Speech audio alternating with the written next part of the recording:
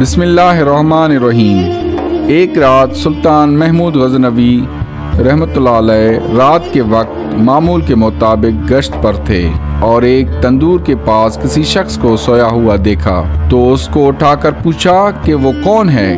جواب میں اس شخص نے بتایا کہ وہ غریب مزدور ہے، دن بھر مزدوری کرتا ہے اور رات کو اس تندور کے پاس ہی سو جاتا ہے۔